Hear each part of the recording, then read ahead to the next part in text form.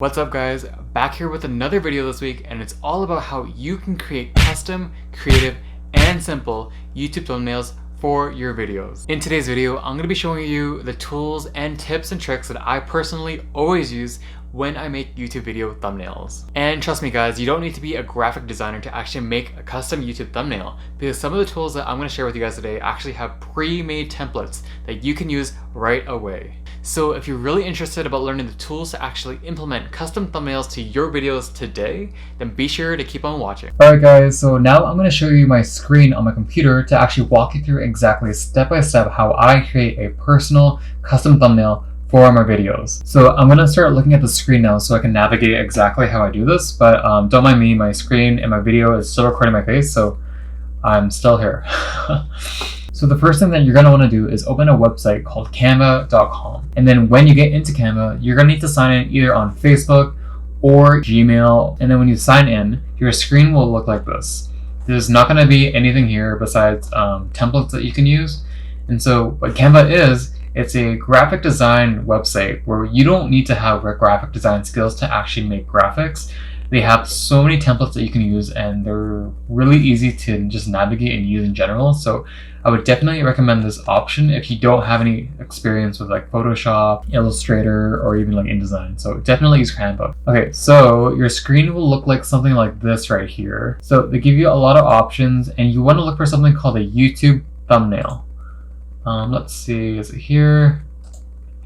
Is it here? Oh, I see it. It's right over here. So you want to click this right over here, and it's super awesome because they have the dimensions for you. So you know from YouTube it's already 1280 by 720.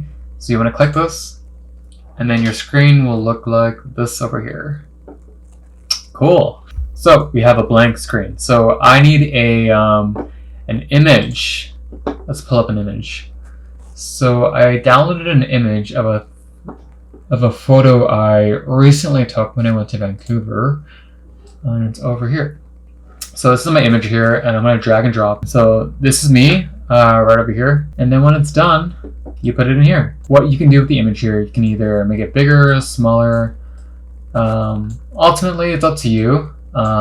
Would really recommend that it's kind of big in the sense that you can see it, because this thumbnail will be super small on the screen when you actually search YouTube videos. So you want to make sure that your image is ideally super representative of what you want to show on your video. So the next thing that you want to do is that you want to create on-screen text for your thumbnail. So if you want to text, you can see that there's a bunch of options that you can go through, like way too many to even count. I usually like to use this one called Certificate of Completion, and text really cool. And it's usually, when you use templates like this, it's usually grouped together. So what you want to do is you want to hit ungroup, and what this will do is that it'll take the bottom part away from the top part here. So then if you don't like this top part, hit delete, remove that. And then you want to think of a really good kind of like caption for your YouTube thumbnail. So if I'm thinking about stuff for my YouTube channel, I might want to say something like, create easy and simple YouTube thumbnails in 2019. You might also want to think about like the color of the text. So if it's black on gray, then it's pretty hard to read, but if it's white on whatever, that's easier to read. So you might want to consider that when you're designing a thumbnail. You want to also really highlight like keywords that are really on this thing. So, and something that I really like doing that you also notice in my previous other thumbnails is that I like to put blocks behind my text. And the reason is because it makes the word pop out a lot more. So let's see, I'm going to try to, then you want to do that for pretty much all the other parts. So you might want to duplicate this block right here like that. And you'll need to rearrange most of it because Canva's just like that. And I was just thinking about this as I was editing. You want to think about things that are really going to stick out on your YouTube thumbnail. So if there are words that really catch on to people, especially if someone, let's say, was looking for an easy and simple way to make YouTube thumbnails, and they see a video in search that has maybe like a different color text behind this, so it could be green, and it would like stand out a lot more as opposed to someone having all green. So this is a pretty good template, I would say. You might want to also include older thumbnails that you've used in the past as examples for it. So for me, at least, I have these 2 thumbnails that I made, and I'm just going to post them here. So people can see that you actually know how to make thumbnails, which is pretty important, I'd say.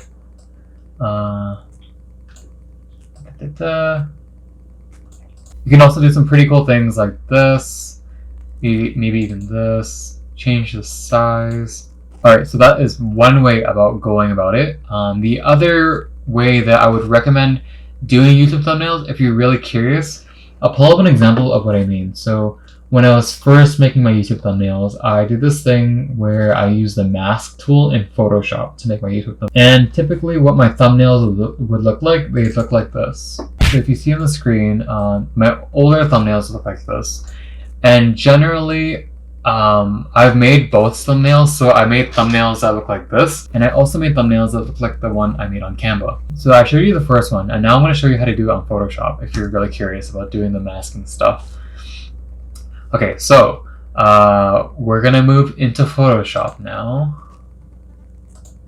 Alright guys, so the second thing that I always like using is Photoshop, and Photoshop does take a little more time to use versus Canva because you kind of need to know like the functions and what you're going to be using and the tools that would really help you. But the only thing that I'm going to show you guys today on Photoshop is how to mask your images. If you go to File and make a new image for your YouTube thumbnail, make sure to make it by 1280 by 720. That is a YouTube thumbnail dimension. And then once you open that, it's going to look like this here. Find my image that I downloaded, and I'm going to put it here. Cool, so there I am. So what I mean by masking is that for the YouTube thumbnails that I showed you guys before, you could tell that there was a white background around me the whole time. And I think the only reason why some people might like that is because it makes your image that you really want to be in stand out a lot more versus having a really noisy background like this black and white composition that I have right now. So if you're really curious about how to do that, let me just show you how to do that right over here. Some people call it masking, but in Photoshop it is called quick selection. And so what this will do is that it'll give you the ability to select pretty much parts of an image that you don't want to delete or edit. So let's see. I'm just going to quickly do this here.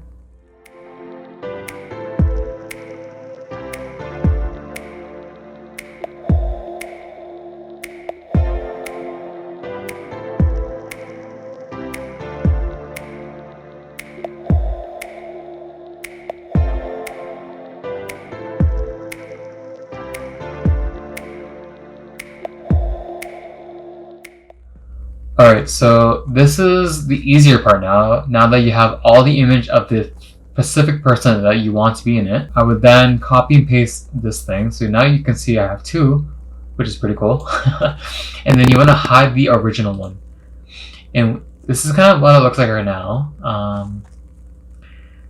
And you don't really have much of an option to play around too much with it, other than maybe just fixing up things like my hair. My hair, I'm probably gonna do this, so it looks a little funky right now with the patches and stuff. So I'm gonna erase parts of it. So with the erasing tool here, you can actually do this. Make my head a little more round so it's not too crazy. Okay, so now that you got to this part, you want to fix the actual image. And it's really hard to do that when you have a white background. So what I would really recommend is that you change the background to a different color. You want to go and maybe go to, I'll make it green. And then you want to add a image, a rectangle per se. And it's going to look like that. Make sure the rectangle is behind you so that you can see the overlay. So now that we're at this point, you're going to want to add the white overlay to your character. And how you do that is if you go to the layer of your image, you right click, go to blending options, And then within blending options, you want to hit, let's see, where is it? Outer glow. Whoa, so that is what it looked like. So in order to change the outer glow color, you just go to outer glow. You can change the color to white, green, black. I would always prefer white just because it tends to work a lot better. So when you get to this point, it's really up to you. So if you want to save the actual image of yourself and you want to use the design elements onto Canva, feel free to do that. You just gotta delete pretty much all the elements. So if you go to layers and you have the background here, you hide this background, and you want to save this as a PNG. As always, thank you all so much for taking time to watch my video. I really hope that it helped you, especially if you really didn't know how to make custom thumbnails in the first place. The tools and tricks that I share with you today are super easy for you to take on and implement in your video today. And if you did like the content in this video, be sure to hit that subscribe button and also the notification bell so you can be notified when I post a video next, and I'll see you guys next week.